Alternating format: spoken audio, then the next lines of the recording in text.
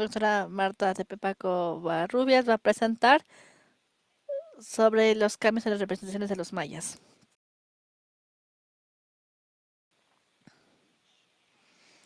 Ella es maestra de antropología cultural de la Universidad de Colombia en Nueva York y su doctorado en estudios ambientales en el Colegio de México, Ciudad de México. Actualmente es profesora de antropología de la Universidad de Western Connecticut y también escuché que está involucrada en algunas cuestiones de activismo respecto a la cultura maya. Por favor, todos vamos a darle la bienvenida a la doctora Marta Tepepaco Barrubias. Muchísimas gracias por estar con nosotros el día de hoy.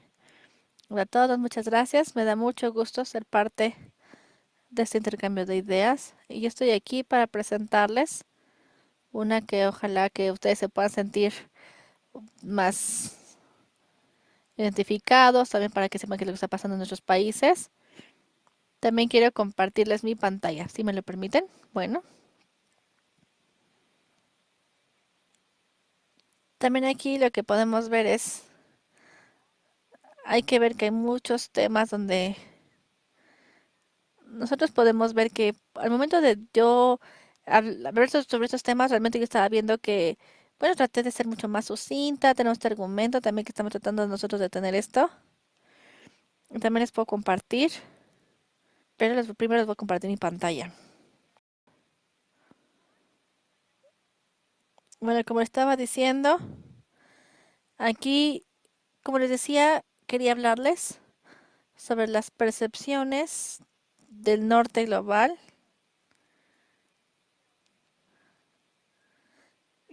sobre todo cuando estamos pensando nosotros en los artículos, sobre todo cuando estoy viendo yo mis artículos, vamos a ver que decidimos cambiar un poquito más.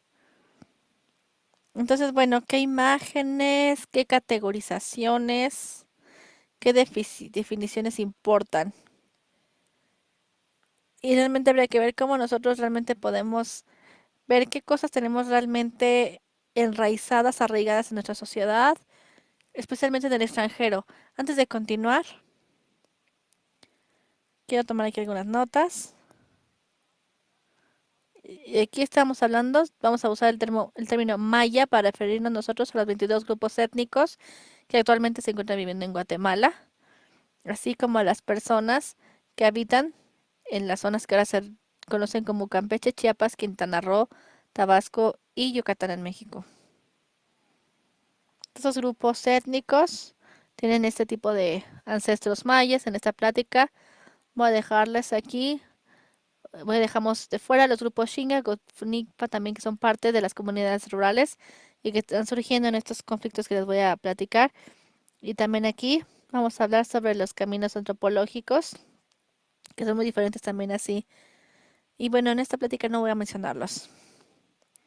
También vamos a notar que vamos a utilizar el término también Apia Yala para referirnos a América Latina, lo que se conoce América Latina, también aquí nosotros Apia Yala, también es una epistemología descolonizadora que define.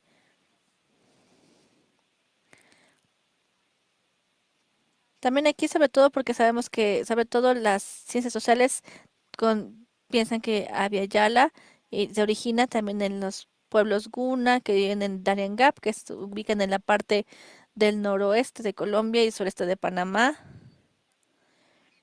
También aquí para estos fines, también Abya Yala simplifica lo que es fundamental para este trabajo. Sobre todo sabemos que es una relación insuperable entre el cuerpo, lugar y conocimiento. Entonces, bueno, en esta plática vamos a utilizar este término.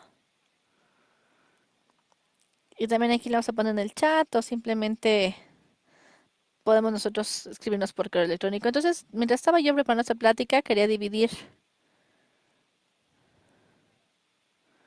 los periodos también aquí y los vamos a dividir en dos. Quiero hablar, quiero hablar sobre dos periodos donde yo distinguí la forma en la cual definimos a las poblaciones indígenas y su importancia.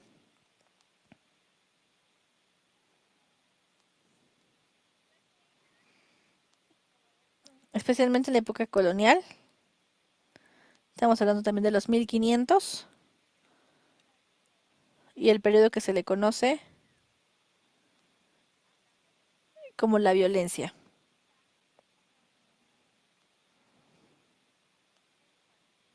Estamos hablando de 35 años y empieza en 1940 y más o menos acá en 1986.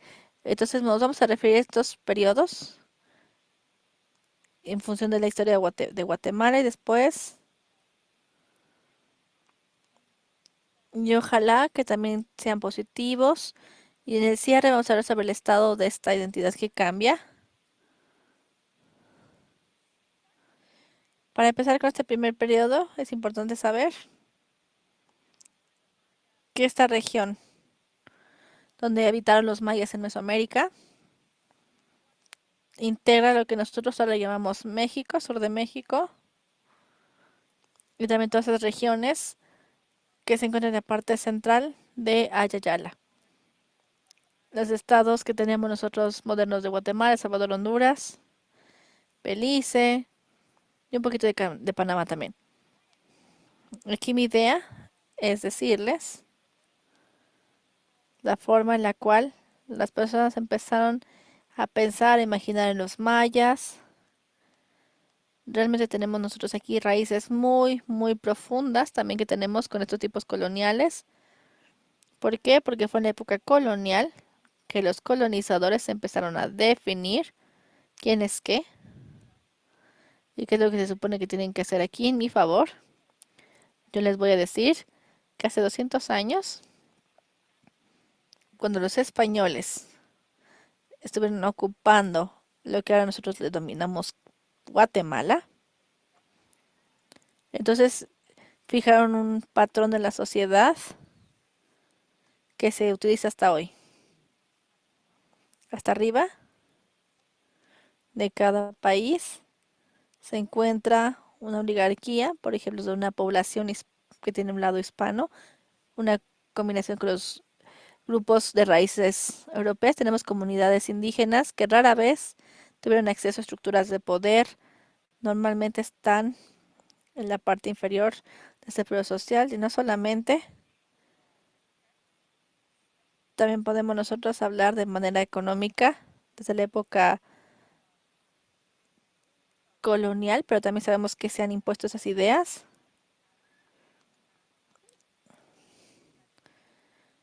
También aquí sobre todo para ver qué es lo que provino de Europa. También tenemos nosotros una producción también que tenemos, estudios del arte, de la civilización. Y primordialmente nos lleva también a estas voces del norte global. También llegamos nosotros a un sentido donde este territorio también simplemente nos explicó quiénes éramos, qué se supone que tenemos que hacer también y ver dónde, hacia dónde íbamos. Y básicamente durante siglos, toda esta producción que se presentó también como conocimiento legítimo, no solamente para nuestros estudiantes en las regiones, sino en todo el mundo. Entonces, hasta más o menos 1960, ustedes rara vez iban a encontrar ya sea una tesis o rara vez iban a encontrar lo que se denomina una publicación legítima que hubiera sido hecha por una voz indígena, ya no digan por una voz africano latinoamericana o brasileña, siempre las hacían ese tipo de personas. No solamente porque obviamente no había ningún tipo de financiamiento en nuestros países para poder producir este conocimiento, sino porque también sabemos que las principales fuentes de conocimiento sobre las civilizaciones, sobre todas estas grandes civilizaciones que de acuerdo a su trabajo lo habían hecho de esta forma y también lo hacían de una forma tal que nunca se había mencionado que los pueblos indígenas estuvieran ya sea como grupo discriminado porque vivían en opresión o en pobreza. Por ejemplo, este es mi primer ejemplo. Aquí tenemos uno de los primeros grupos, voces que estuvieron en Ayala en los estudios latinos y de historia. Reconocieron que el primer antropólogo en Ayala, de hecho, fue un misionario español que envió las crónicas del nuevo territorio descubierto, entre comillas, al rey de España. y lo que hizo fue que envió la descripción de las comunidades de las personas que habían hallado cuando estaban explorando y conquistando y ocupando su territorio. Y de hecho,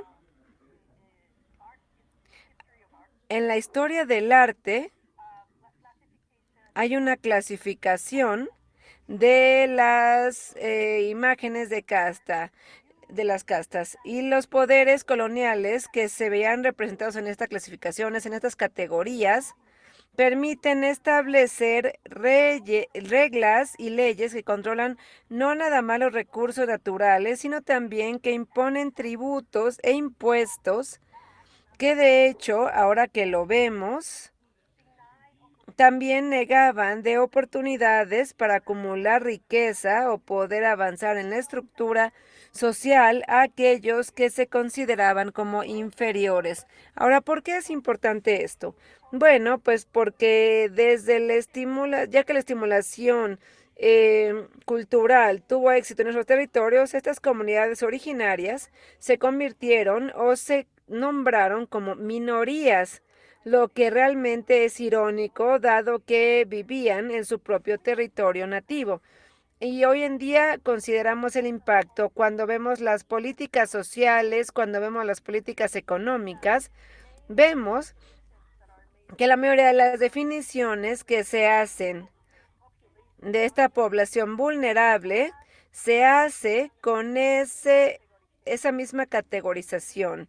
Y lo podemos ver incluso hoy en día cuando hacemos trabajo de campo en Abayala alrededor de estas diferentes poblaciones urbanas. Ahí observamos que muy pocas personas con ancestros de pueblos originarios se identifican de forma abierta con su herencia. Lo que eligen más bien es resaltar su identidad española o caucásica. En el caso de los mayas, que es el tema de mi presentación, es que durante estos dos periodos que les estoy presentando y que se identifican como maya, fue un tema de vida o muerte, ya que asumir una identidad que fuera maya, pues de hecho era letal, era mortal. Pensemos, por ejemplo, la edad de la colonia, la conquista de la península de Yucatán que les mostré anteriormente, se dio hace alrededor de 200 años.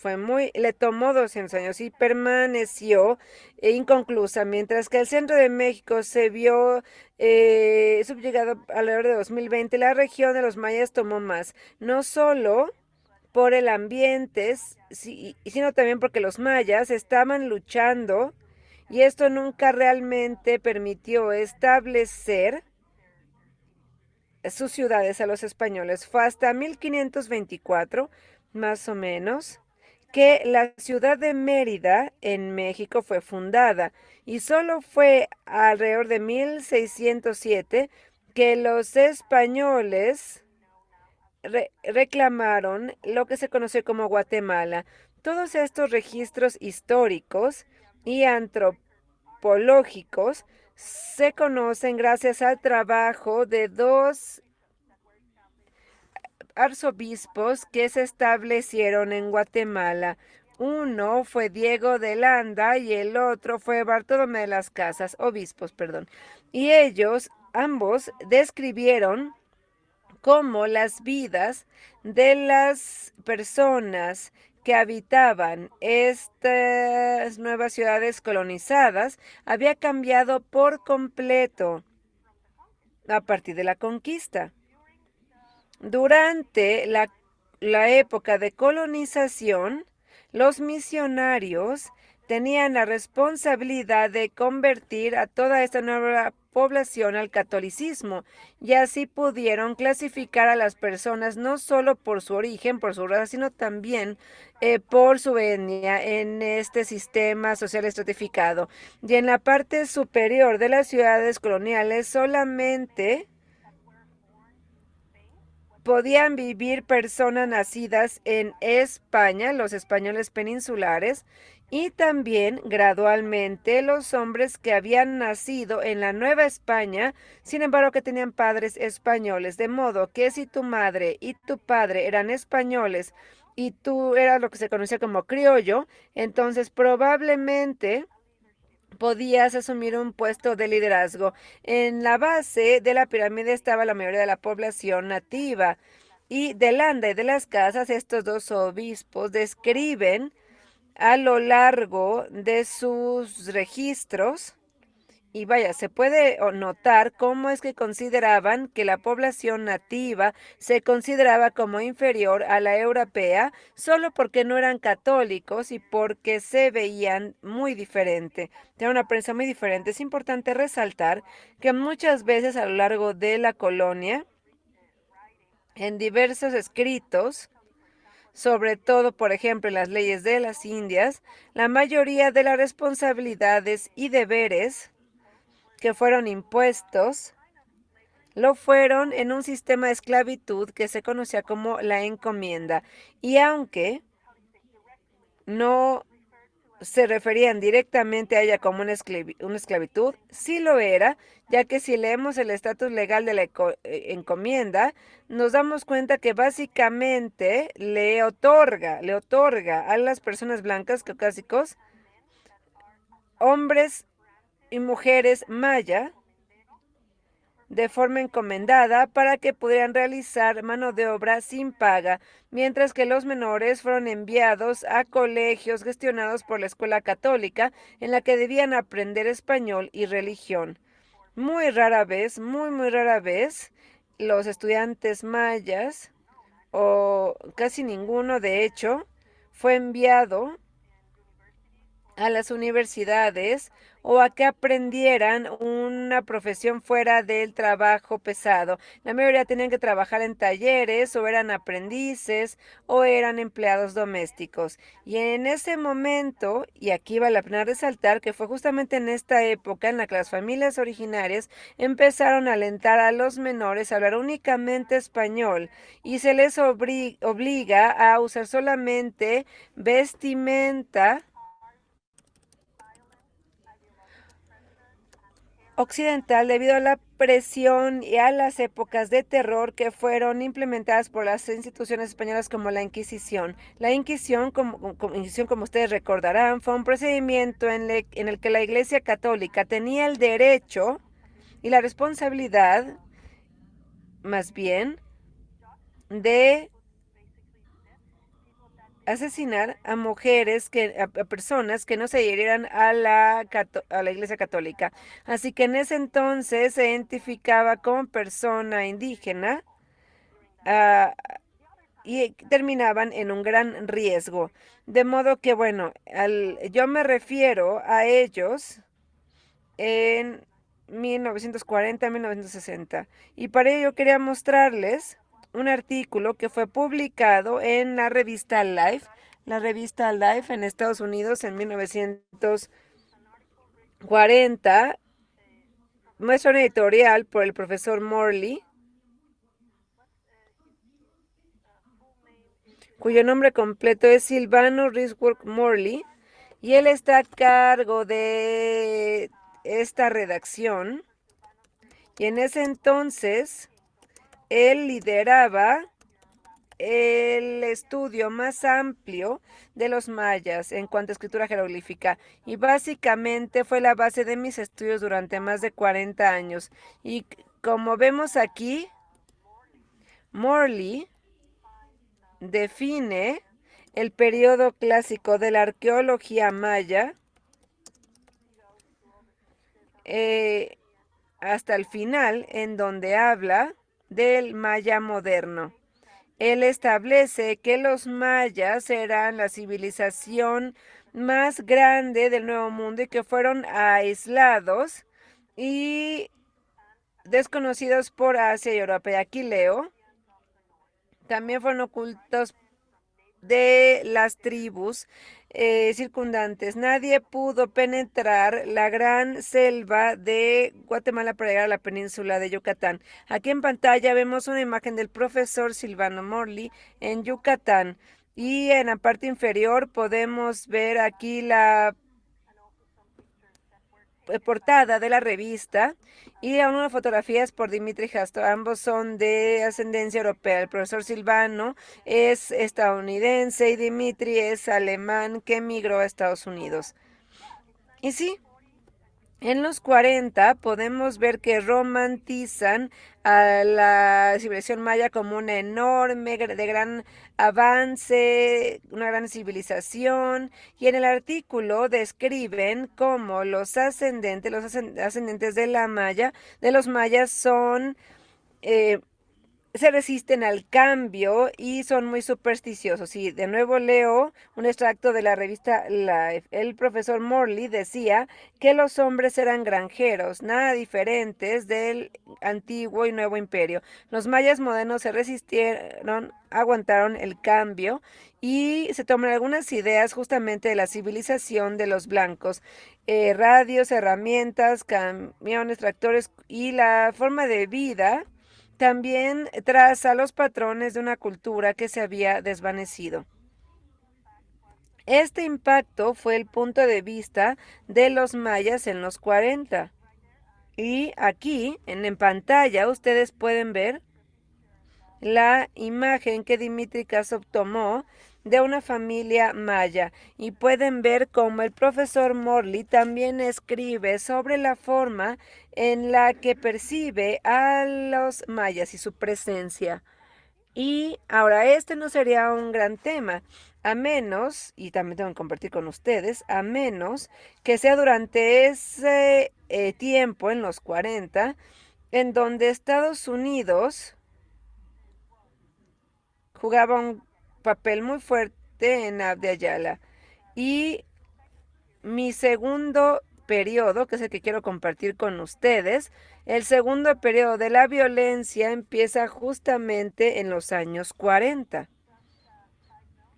Y como paréntesis, fue en esta fecha, pero en los 50, en donde la revolución cubana explotó en el Caribe. Y en los 40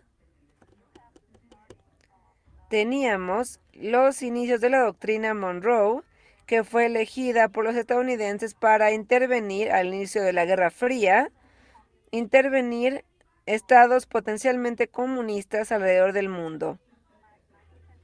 Y me parece que el periodo de la violencia en Guatemala empezó con un golpe militar en Estados Unidos que derrocó al presidente Jacobo Arbenz en 1964.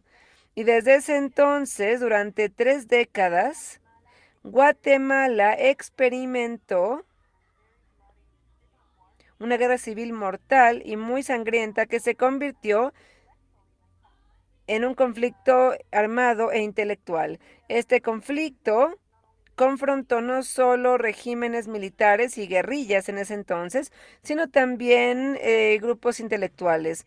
Muchos científicos sociales huyeron a Estados Unidos, a México, a Europa, y los que se quedaron, los que permanecieron no solo se convirtieron en apoyo de los regímenes militares, sino que también hicieron mucho trabajo que hoy en día se cuestiona, ya que dicho trabajo, dicha obra, se basa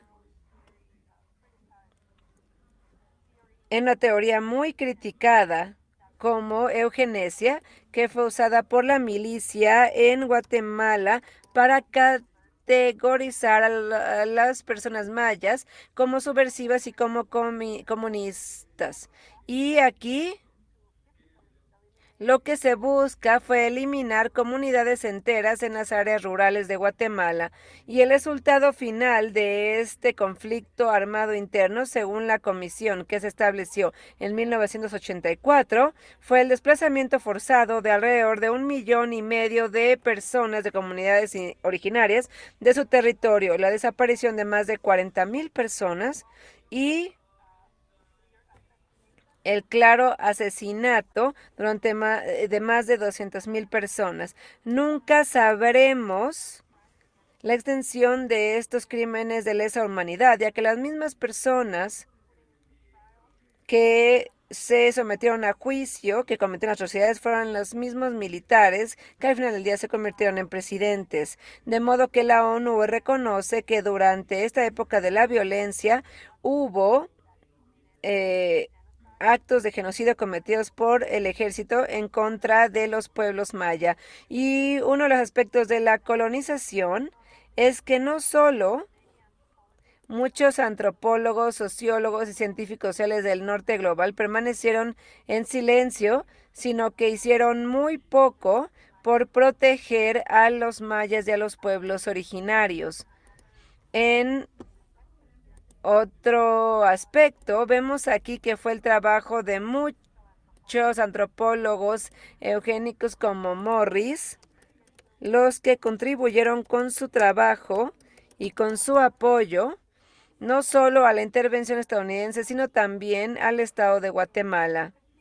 Y podemos ver el día de hoy, en 2024, el legado de violencia que ha permeado desde entonces en Guatemala. Incluso si aunque se dio la firma de un acuerdo de paz en 96 que originara un momento de paz, también transformó nuestros países en programas neoliberales económicos que concedieron grandes porciones de territorio a gobiernos transnacionales. De hecho, el presidente Jacobo Herdes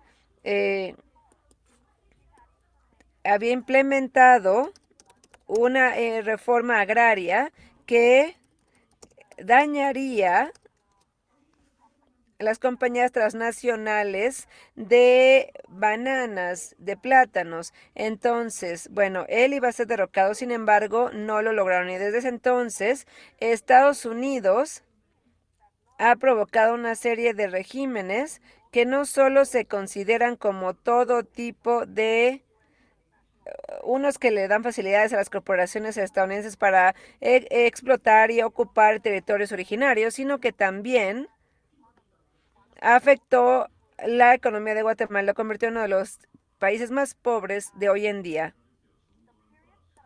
El periodo que yo les presento aquí en este trabajo y su contexto histórico también nos parece que son los pilares del esfuerzo de descolonización de científicos contemporáneos y de intelectuales indígenas maya que devolvieron a Guatemala al inicio del año 2000, más o menos, lo que coincidió con la rebelión zapatista en 1994 en México, y desde ese entonces han estado buscando rescatar y recuperar sus propios terrenos, su propia historia. Antropólogos, abogados, historiadores, científicos políticos, sociólogos, abogados, lo que se conoce como un movimiento pan maya ha buscado no nada más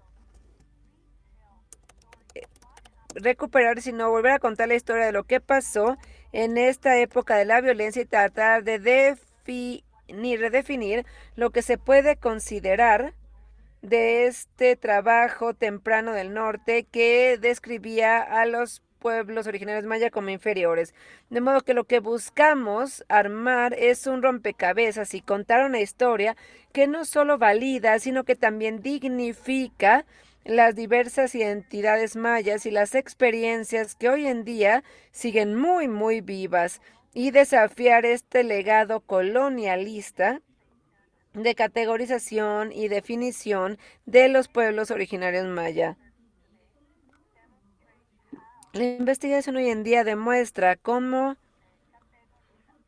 estos supuestos de categorías a nivel sociológico, antropológico o cualquier ciencia de lo que ustedes quieran hablar, complican y buscan obstaculizar la participación y el reconocimiento de actores indígenas en la creación del conocimiento. Es decir, cómo es que eso también afecta la forma en la que percibimos a los pueblos originarios a nivel popular. Yo siempre recibo mucho optimismo y siento ese optimismo cuando veo que artistas contemporáneos, por ejemplo, en el pantalla yo les muestro dos actores indígenas que se proclaman y se autoidentifican como mayas. Y son actores que han salido en películas de Hollywood incluso. En pantalla ven a María Mercedes Corol y a Josué Maichi, Ambos fueron actores en la película de Wakanda Forever. Y de hecho esa película incluso contiene música de rap contemporánea y bohemia que nos llena de esperanza y llena nuestro corazón de esperanza también e ideas positivas para el futuro. Pensamos que al colonizar todo este conocimiento, también es muy importante proporcionar a los académicos no solo los fondos necesarios y el espacio necesario para realizar investigación, sino también espacios para convertir ideas. Y hablamos también de rescatar ideas que no necesariamente son ideas que vengan en planes de estudio tradicionales, sino crear una condición de conversación entre nativos intelectuales. Y en la cultura popular, como les comentaba, hoy en día vemos más personas que se identifican como mayas o como indígenas en muchos aspectos, en los medios, en la música, en literatura.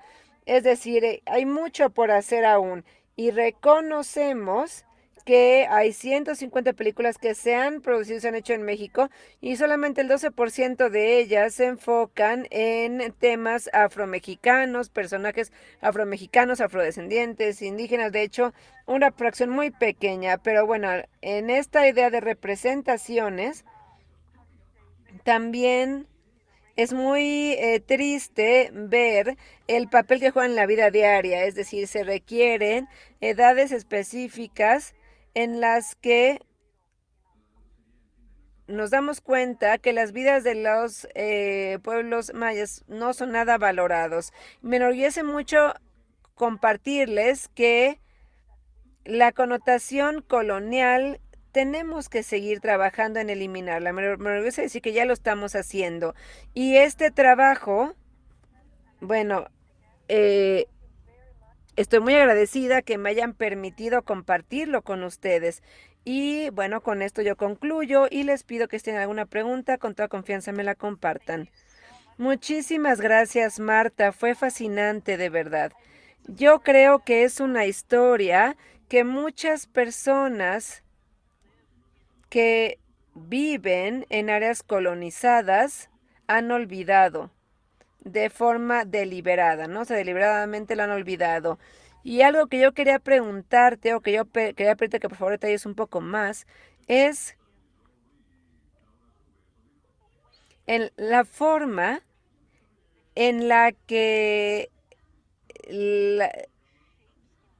se moldea la realidad cuando es contada por parte de las personas que ganaron y cómo la percibe alguien que ha perdido, ha sido borrado. Es muy interesante ver lo deliberada que es esta narrativa, porque muchas personas aquí en Norteamérica también se conoce como la isla Turtle, así como, perdón, una disculpa, ya no escuché el otro nombre que mencionabas en Latinoamérica. Pero bueno, a lo largo de las Américas, especialmente en otras partes también colonizadas del mundo, existe esta percepción de que los pueblos originarios ya no existen, que murieron, que desaparecieron, y eso simplemente no es el caso. Entonces quería saber si podrías hablar un poquito más sobre la narrativa y qué efecto ha tenido. Claro, estoy completamente de acuerdo contigo. Y aquí realmente lo que podemos hacer es responder, bueno, de muchas formas, ¿no? Pero de una forma muy relevante, yo te diría que con estas conversaciones, por ejemplo, del cambio climático, los pueblos originarios han sido muy vocales, muy abiertos en cuanto a cómo el ambiente se ve afectado. Y en Abya Yala, ese es el lugar, Abya Yala. En Abya Yala tenemos muchas corporaciones transnacionales que el día de hoy están enfrentando ya juicio por pues, por los pueblos originarios que fueron vencidos. Tenemos Chevron, tenemos un juicio en Ecuador contra Chevron por la afectación en las Amazonas y ya se ganó ese juicio. La Corte Suprema de ese país hace una semana decidió eliminar, deshacerse del status quo, es decir, suspendieron por completo a Chevron ahí, y entonces inmediatamente los ganadores se lo llevan todo, como siempre. Entonces es muy importante definir para procedimientos legales, para procesos legales, el eliminar esas identidades. ¿Por qué? Bueno, porque al borrar una identidad, vemos que esa es la forma más sencilla y más legítima de extraer la posesión de alguien más. Entonces, ya que no vives aquí porque ya nunca exististe, de hecho, esto no puede ser tuyo. Recordemos que la propiedad privada fue algo que los poderes colonizantes aportaron. Ellos decidieron que esto era de ellos y la gente, los pueblos originarios ni siquiera sabían qué significaba eso. Bueno, lo seguimos viendo hasta hoy en día. Ese, ese establecimiento cultural, este invento de la propiedad de los poderes colonizantes, tiene repercusiones hasta el día de hoy. En 2024, es decir, 500 años después, seguimos sufriendo estos problemas. Entonces, ¿quién es responsable de la contaminación? ¿Quién es responsable de los cánceres, de la falta de seguridad en el agua? Nosotros no, nosotros no. Entonces es importante ver que sí, los que ganan siguen ganando y las personas que siguen perdiendo siguen uniendo esfuerzos. Y va a tomar mucho tiempo, ya que pues estamos jugando contra los ganadores siempre. Entonces, aquí podemos ver el daño que le ha hecho a las poblaciones. Sobre todo en este país vemos todos los tratados que fueron firmados por los poderes coloniales y que no cumplían, de modo que eran simplemente dejados para después hasta que terminaron siendo eliminados, ¿no? Sí, definitivamente, completamente evitados, pero porque se les ignoró. Ya hay muchos lugares en donde ese colonialismo es continuo, como la ocupación actual de Hawái, por ejemplo. Entonces, en Sasa creemos realmente que conectar el pasado con el presente tendrá un efecto muy positivo en cómo las personas se entienden. Yo creo que este es uno de estos grandes ejemplos en donde la gente ni siquiera sabe que no sabe nada o cuánta información ignora. Entonces, yo creo que mi siguiente pregunta es cómo los mayas modernos, así como se relacionan con el pasado precolombino, es decir, antes de tener estos colonizantes, ¿cuánto podemos pensar de ello que todavía existe?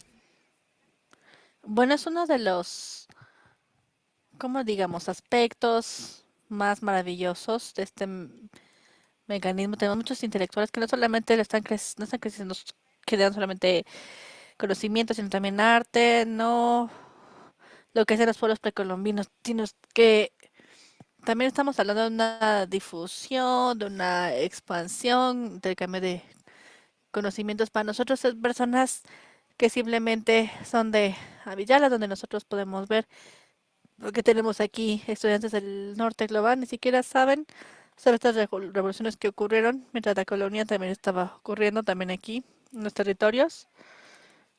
Por ejemplo, a veces no se nos enseña que los territorios son el régimen de España en nuestro territorio. Hubo tantas revueltas en su contra, de eso no nos cuentan. Esas cosas como que no las cuentan, no las comparten con los estudiantes. Entonces, una de las cosas que estos nuevos intelectos están haciendo es que están regresando, y bueno, es una ironía, porque los españoles tienen los registros de esto. Todas las revueltas que ocurrieron, por ejemplo, también aquí en la época también que tenemos nosotros precolombinas, también aquí sabemos que se compartieron con los misionarios españoles, donde también trabajo, también habla sobre el reino de España.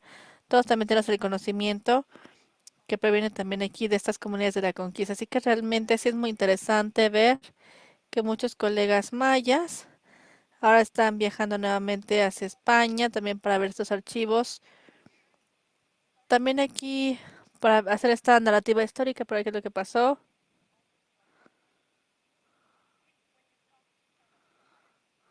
También los colegas mayas también aquí nos dice, bueno, no sé, mi abuelo.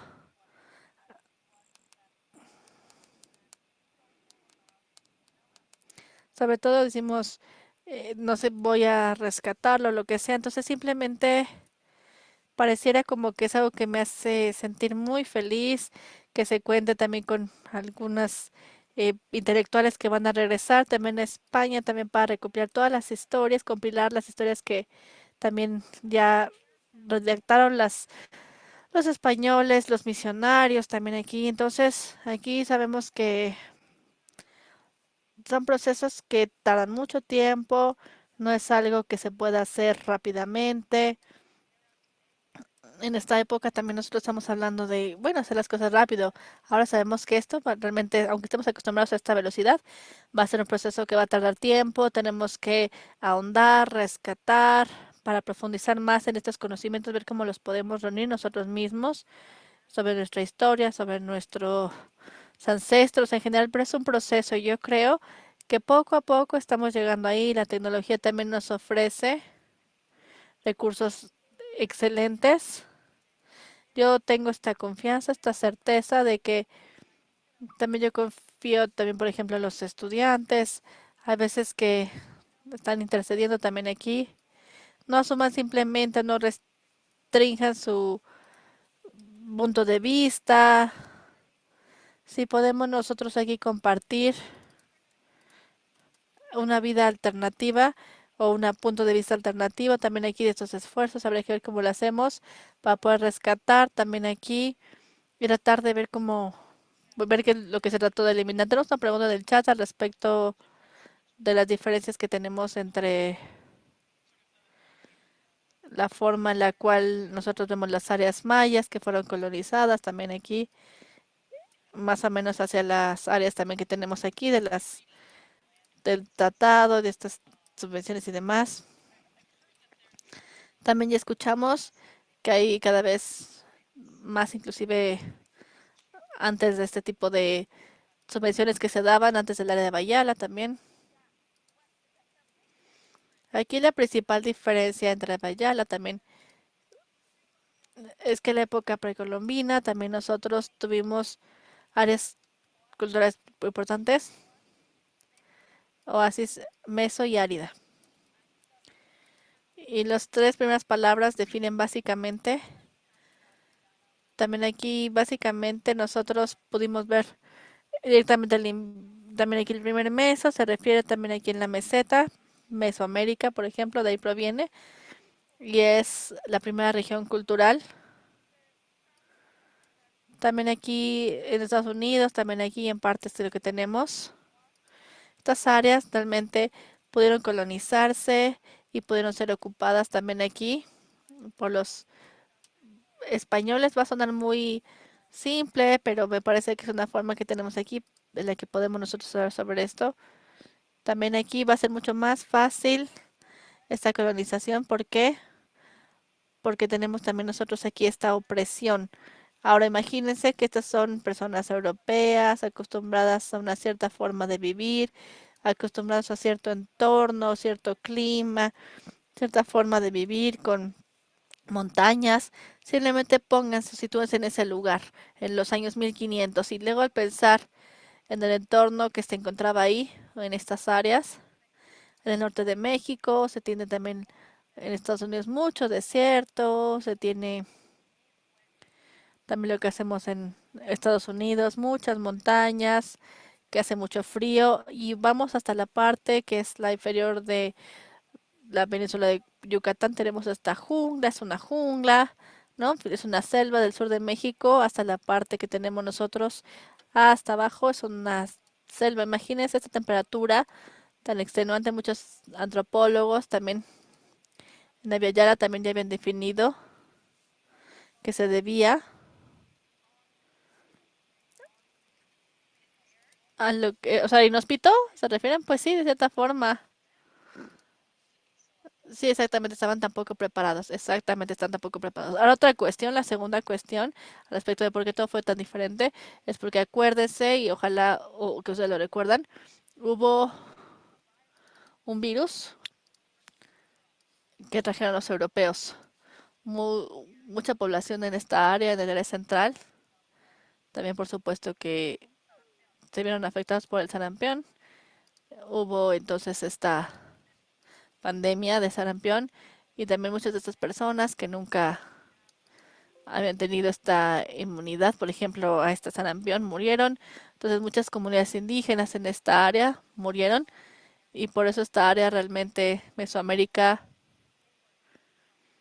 nos llevó a conquistarlos más rápidamente. También por otro lado, también aquí pudimos ver que los llevó, les tardó 4 años establecer las ciudades. Acuérdense que el calor, había muchos animales, muchos jaguares, los mosquitos y demás. Toda esta fauna que los europeos nunca habían conocido antes.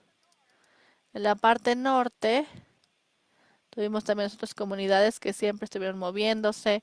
¿Por qué? Porque no sé, digamos, escucharon un búfalo, entonces se movían y también vienen con otro tipo de conquistadores, los ingleses, no solo los ingleses, sino en general los holandeses que también precedieron, también ellos creían en el comercio y fue así que establecieron también aquí todos estos tratados y demás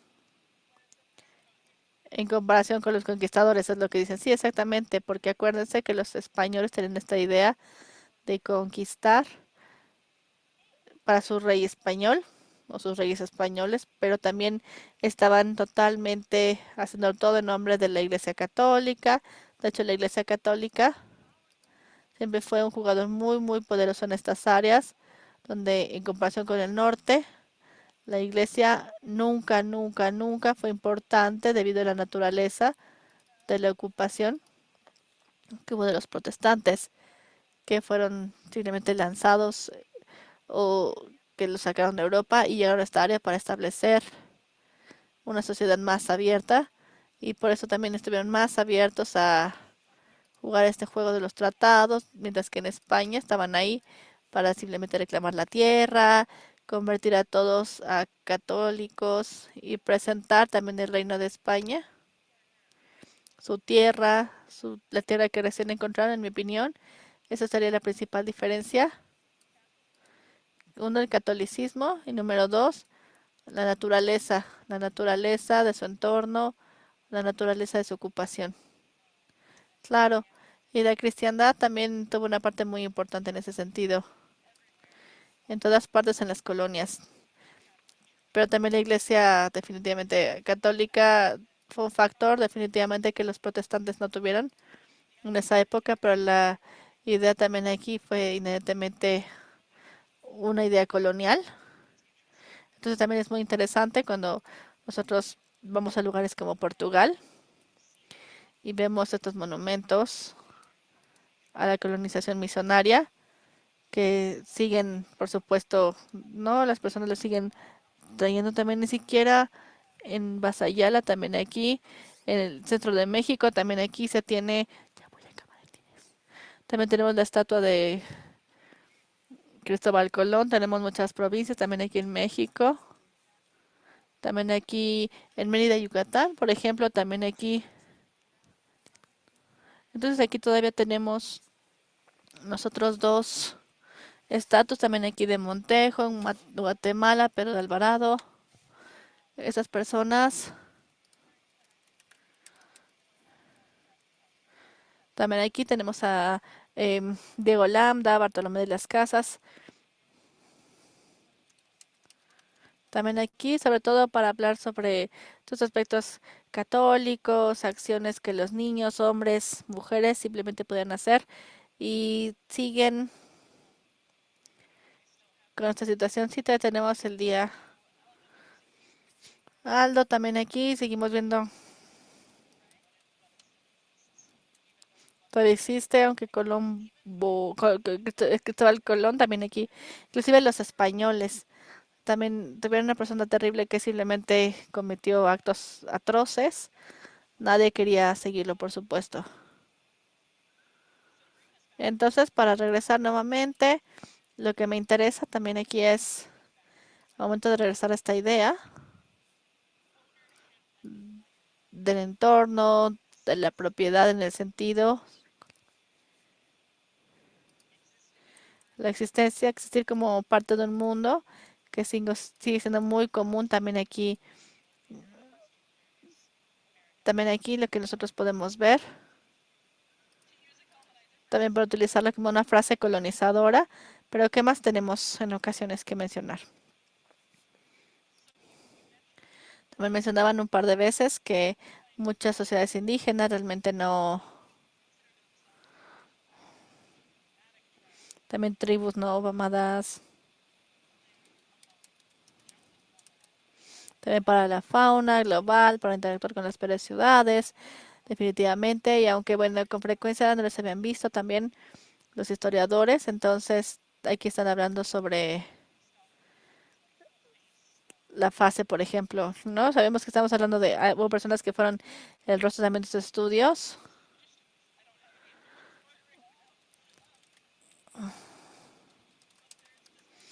También aquí tenemos este presente. También aquí hablamos de esta posesión.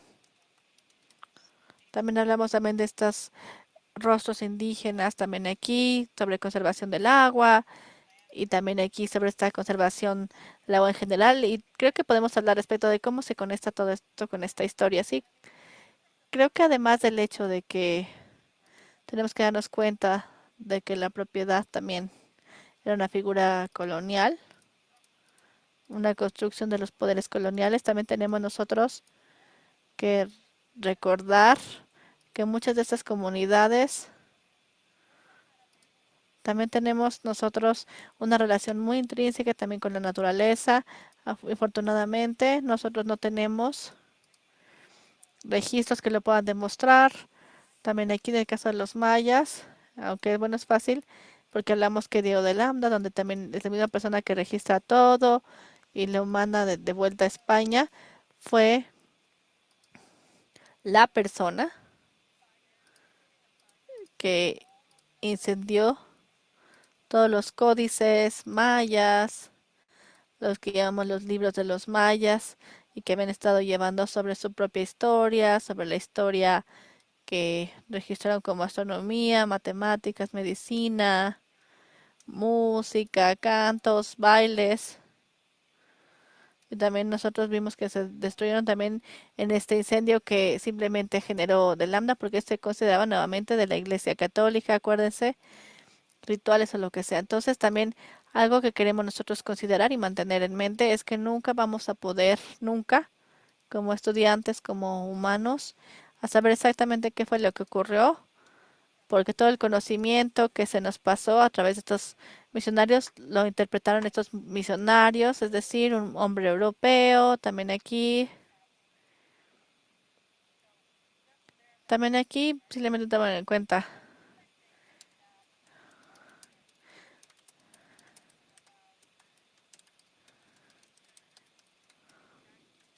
También estas prácticas, también aquí con las personas que también sobrevivieron esta parte de la conquista. También aquí, en todas las conquistas, sobre todo sabemos que los españoles lo saben, es que las primeras personas también que van son la realeza, los líderes.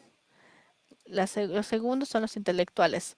Entonces, todas las mentes brillantes de los tenemos el Imperio Maya, el Imperio también aquí que tenemos y simplemente vamos a llegar nosotros aquí en los registros, también aquí nosotros tenemos tres cosas que tenemos que tomar en cuenta. Entonces, ¿cómo podemos resolver entonces este rompecabezas a través de la arqueología? Tenemos registros arqueológicos también el día de hoy que nos muestran cómo es que la astronomía también aquí de los mayas, también aquí la ciencia de la tecnología, también aquí van a poder ver cómo es que los mayas estaban también adelantados en cuanto a el aspecto astronómico, geográfico, los conocimientos que tenemos nosotros en el mundo que habitaron. Ni siquiera sabemos cómo utilizamos las plantas, el único registro que tenemos también es lo que les decían las personas, los decían una y otra vez a lo largo de los siglos a sus descendientes. Bueno, eso es algo distinto, pero aquí también lo que podemos ver, aquí también lo que vamos a asegurarnos, también aquí hay que entender, también aquí, sobre todo de Avia Yala, también sabemos que no solamente para el trabajo de astronomía, sino también para ver de qué forma también las funcionaban las temporadas, sobre todo las técnicas que tenemos aquí en esta región, que sabemos que son maravillosas. Tomen ustedes el sistema de cultivación de México Central, realmente son muy ingeniosos, están muy llenos de conocimientos, también combinan tres básicos y creo que también lo hacen aquí en América del Norte, sí, exactamente las tres hermanas.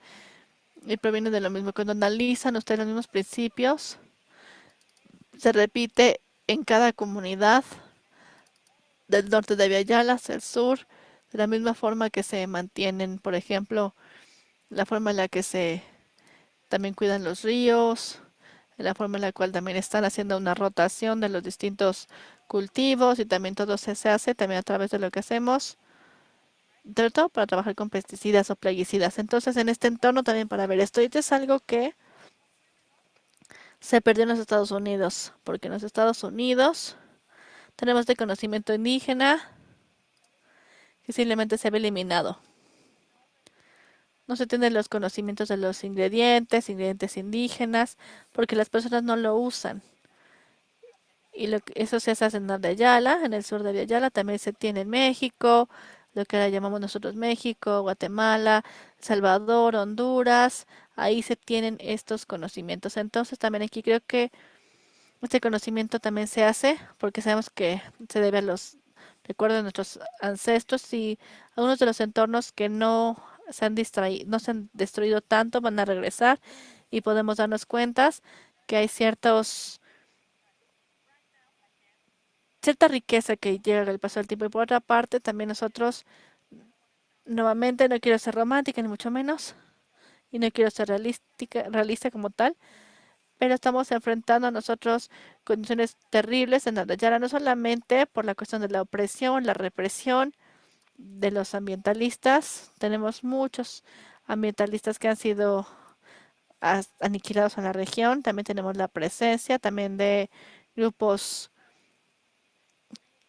delictivos que también tienen una naturaleza muy rica y no solamente son narcotraficantes, sino operaciones de minería, su explotación de minas que son ilegales, deforestación, exactamente. También vemos todo tipo de cultivos masivos, ganado. No estoy tratando de sonar optimista, ni mucho menos. Tenemos muchos desafíos y nuevamente también sabemos que no se considera para nada ni la vida humana ni otro tipo y es todo esto es por una ganancia y a final de cuentas de esto se trata esto, de dinero. Totalmente de acuerdo. Y creo que este conocimiento indígena es de hecho una bendición que no se haya destruido por completo. Muchísimas gracias.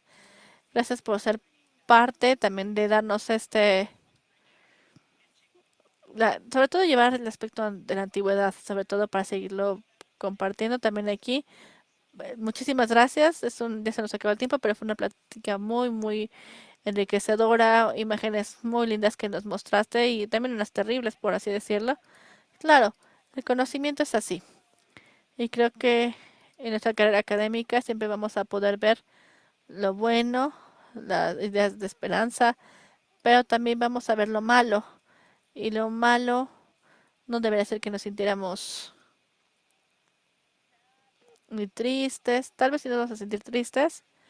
Claro, exactamente, desesperanzados. Más bien hay que nosotros reunir nuestra cabeza, nuestro corazón y cualquier futuro es posible. Nosotros podemos crear esto y lo vamos a lograr. Muchas gracias. Gracias, doctora Marta Covarrubias. Muchísimas gracias por sus aportaciones a esta conferencia. Realmente fue una plática muy buena.